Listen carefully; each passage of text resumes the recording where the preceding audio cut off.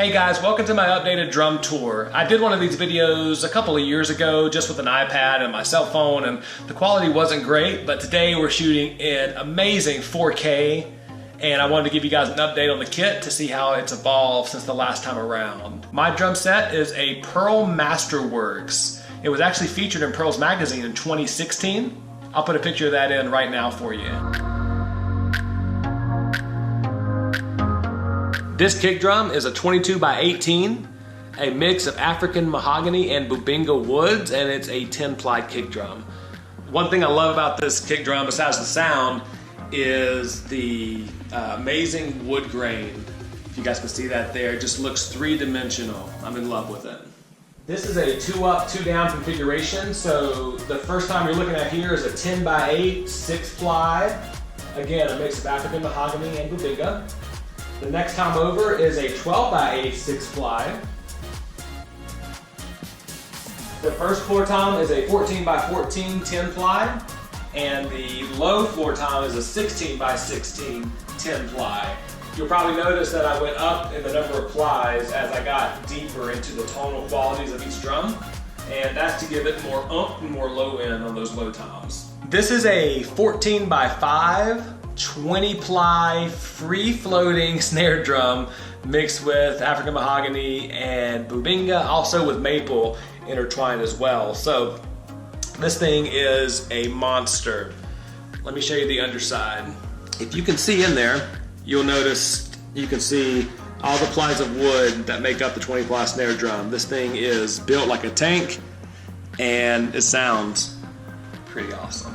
I'm a Sabian guy all the way. I love Zildjians as well, but Sabians have the quality and the sound that I'm looking for. So all the cymbals you're about to see are from the HHX line. Starting at the hi-hats here, these are 14-inch stage hats. These are one of my favorite hi-hats of all time. The responsiveness, the sound, the click, I love it. It's out of this world. So I recommend these guys for sure. Moving left to right on my kit, I've got the Jojo Mayer Omni cymbal. It's a 22-inch. I love the cymbal because it has a lot of dry sound here on the dark parts, and you can get a little bit lighter sound on the outside. My first crash cymbal is an 18-inch stage crash. Very responsive, very good wash, love it. On the right side, I've got my first crash as an extreme crash, 19-inch. This has a lot more volume and a lot more attack and bite than the stage crash does over here. For my ride cymbal, I've got a Groove Ride 21-inch. Again, great responsiveness, great bell sound, great wash, love it. My most recent addition is this Zen China 20-inch, which I use for accents and things of that nature. So got my array of cymbals here, all with different tonal qualities, all hitting the marks that I need to hit as a worship drummer. So definitely love the mixture I have here. Hello. So on the bottom part here, I've got the Demon Drive double eliminator pedal. This is a direct drive system, so you'll notice there are no chains down here. I love this. This thing is super fast. It's so smooth. It's almost too fast. If you're not used to it, it can get out of control pretty quickly, but I love these guys here. And you have the classic Pearl hi-hat stand here, although on this particular kit, I wanted to go with a 2-leg setup and not 3. So you'll see 1, 2, and there's no third one. This acts as the third leg, so this gets the stand out of the way more than a standard 3-leg would. So holding up the Omni is a Pearl BC 1030 cymbal stand. And what I love about this particular stand is that you can make this a straight or a boom all in one stand. So I've got 2 of these, one on each side. Holding the stage crash and the extreme crash, I've got the Pearl TC 1030. So if you take a look here, this one doesn't have a cymbal stand on top. It's literally just a stand with a cap on it. And so to make this work, you simply buy one of these adapters here, which has 3 places to attach, and you attach one side to the actual stand, one for your tom and one for your cymbal. And again, I've got one of these on either side holding up the top 2 toms and also the extreme crash and the stage crash. Holding the snare is the Pearl S1030. This thing is super flexible. It allows me to get any angle I want on the snare drum and any kind of customization as far as angles are concerned. The throne is a Pearl D2500.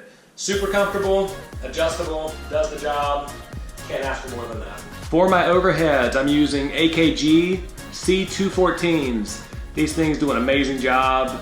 They sound great on almost anything you put them on, but I've got them running on overheads for the sound quality. Love them. For my toms, I'm using the Shure Beta 98As. The reason I chose these, besides Shure being an amazing quality, is just that they're small enough to get out of the way, so I don't have to worry about it. And also, it doesn't have any stand. There's not 15 stands around my drums. I've got a couple here for my overheads, and that's it. So that was a big draw for me. For my kick drum microphone, I'm using a Shure Beta 52A. What you're not seeing is an SM57 on the snare drum.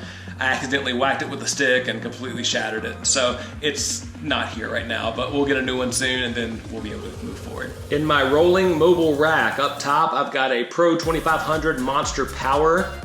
And this thing does amazing. I'm not sure they even make this model anymore, but all it does is just gives me extra plugs on the front and back to plug in my computer, a fan, my electronics. This Focusrite Scarlett is also plugged into the back of this unit. So this is what I use to record right now. This is 8 inputs, and I run 2 on the front and the remaining 6 on the back.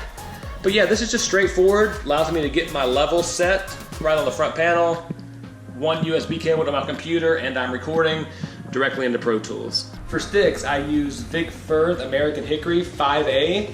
This is a great size for me. You know, some people use thinner sticks, some use thicker sticks, but for me, these are just heavy enough that I feel like I'm getting a good sound out of the drums, but not so heavy that I'm exhausted by the time I get done playing. If you haven't already seen my video on how I made these sound panels, it's available on my channel. Go check it out. I just uploaded it about a week or 2 ago. You'll love it. They're easy to make, just a little time consuming, but the results are really good. And that's it, guys. That's my drum tour. I hope that you found this useful and interesting. I would love to hear what kind of drums you're playing, so feel free to comment below. Tell me what kit you're playing on, and I'd love to hear from you. Thanks so much, guys.